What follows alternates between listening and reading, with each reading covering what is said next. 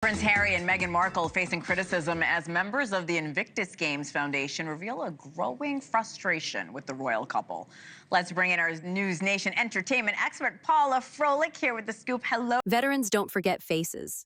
They remember who stood beside them in hospital wards, who shook their prosthetic hands, who promised never to abandon them. So when wounded warriors started turning their backs on Prince Harry at recent events, something unprecedented was happening. These weren't protesters or critics.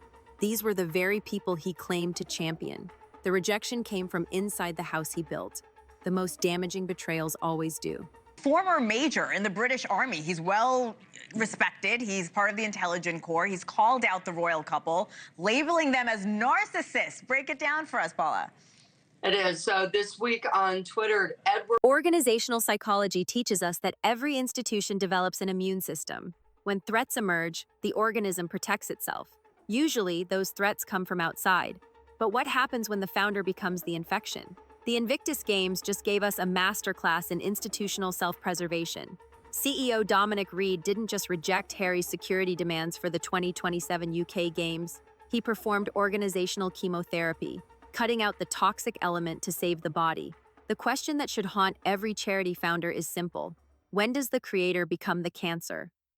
Here's what he said. He said, the wounded veterans of Invictus are done, utterly and irrevocably done with Harry and his wife. They've seen war, they've faced death, they've dragged their broken bodies through. The answer lies in a pattern psychologists call founder's syndrome. It starts with genuine passion. A person creates something meaningful. They pour their identity into it. The creation succeeds. Then something shifts. The founder stops seeing the organization as separate from themselves. Every decision becomes personal. Every criticism feels like an attack. Every evolution away from their vision registers as betrayal. They demand special treatment not from ego, but from fear. Fear that without them, their creation dies. Fear that their identity dissolves. Fear that they'll be forgotten. Harry's security demands weren't really about safety.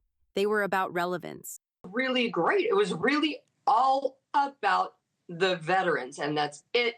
He was very hands-on, and then there became Megxit, and he became less hands-on because, of course, it's over. The breaking point arrived through taxpayer math.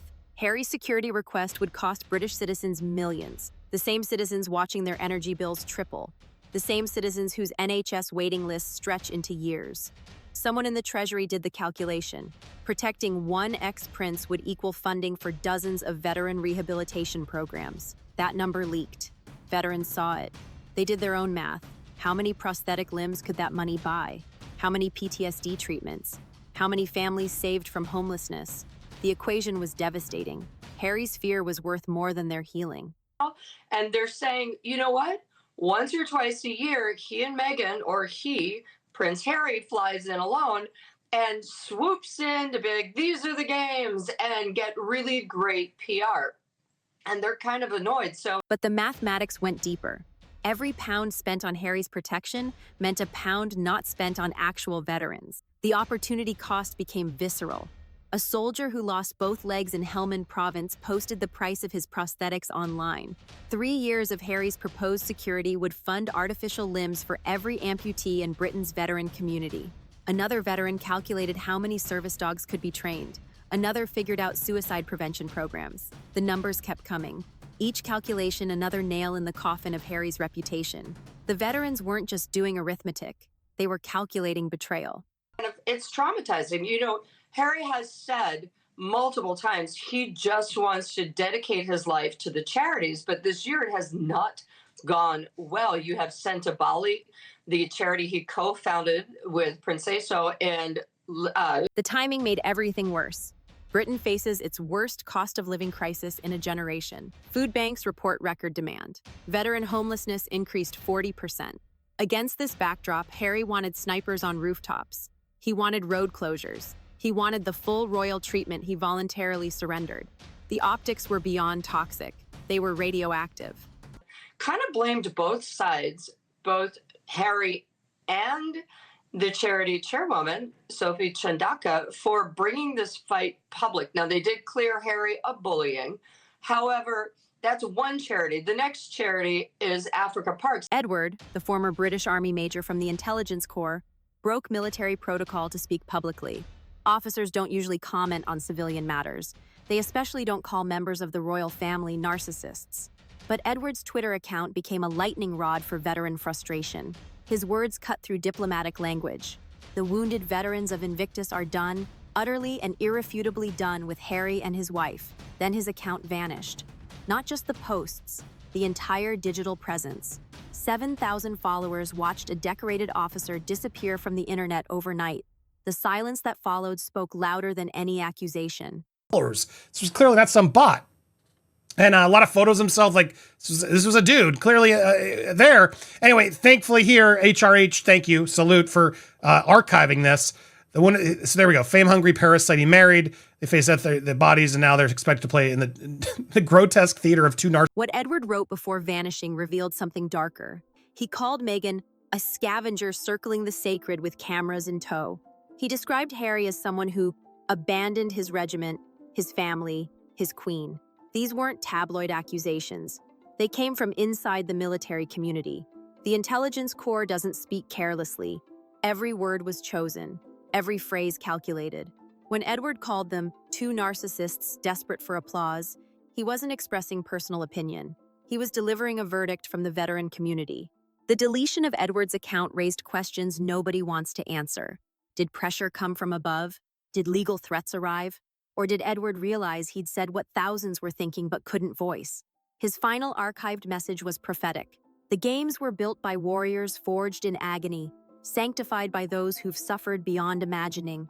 They are not a red carpet for grifters. The Veteran Network responded with coded support. Former soldiers changed their profile pictures to the Invictus logo with Harry's face removed. WhatsApp groups shared Edward's screenshots. The military community has its own communication channels, invisible to civilians. The message spreading through those channels was unanimous. The founder had become the problem. Queen Camilla's 80th birthday falls during the 2027 Games. The symbolism couldn't be more loaded. Harry requesting royal-level protection for an event on his stepmother's milestone birthday, in the country he fled, from the family he exposed. Palace sources say Prince William won't attend if Harry receives special treatment.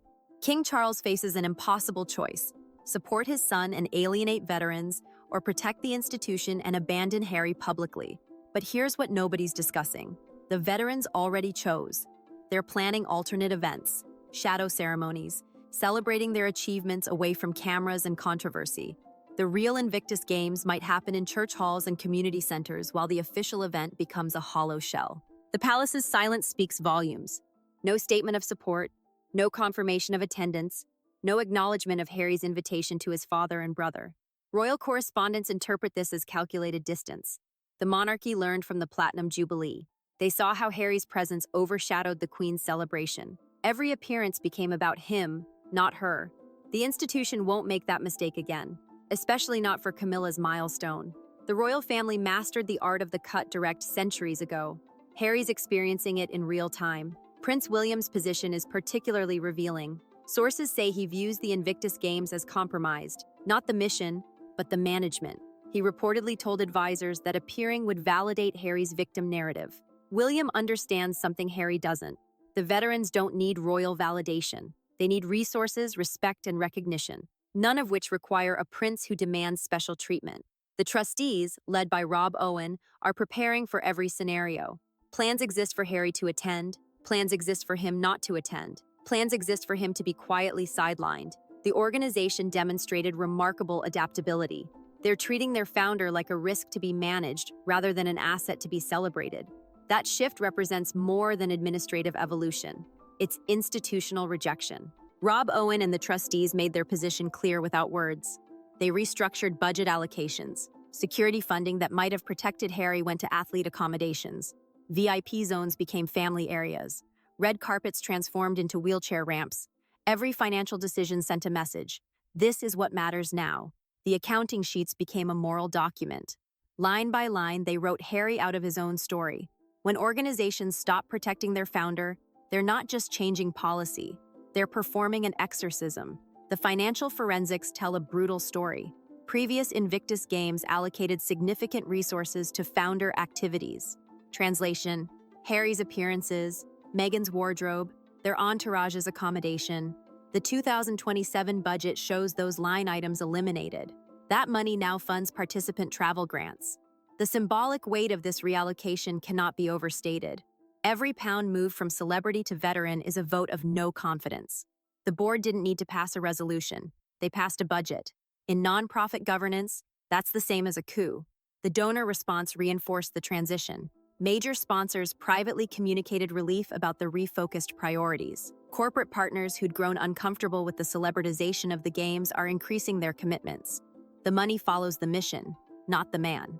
Harry's attempting to claim ownership of something that was never his to own. The Invictus Games belong to the warriors who compete, not the prince who created them. 70% of British citizens believe Harry should fund his own security. That number includes veterans, conservatives, progressives, and everyone between. This isn't political, it's mathematical. A prince who walked away from duty requesting millions in protection while veteran charities close for lack of funding. The moral calculus is so simple a child could solve it. Yet Harry apparently cannot, or will not. The distinction no longer matters. Public opinion has crystallized into something harder than judgment. It's become indifference. The worst fate for any public figure isn't hatred, it's irrelevance. Social media metrics confirm the shift. Harry's Invictus-related posts generate fraction of previous engagement. The algorithm has spoken. People stopped caring. Not in anger, but in exhaustion. The public grew tired of the narrative. They tired of the demands. They tired of the victim complex from someone born into privilege most can't imagine. When "Do you still need security in your own home?" started trending, it wasn't just mockery. It was dismissal. The internet's collective shrug, traditional media followed suit, coverage shifted from Harry's involvement to athlete stories. Feature pieces about veteran recovery replaced royal drama. Editors discovered what they should have known all along. Wounded warriors overcoming impossible odds generate more engagement than princes complaining about protection. The narrative market corrected itself. Harry's stock crashed.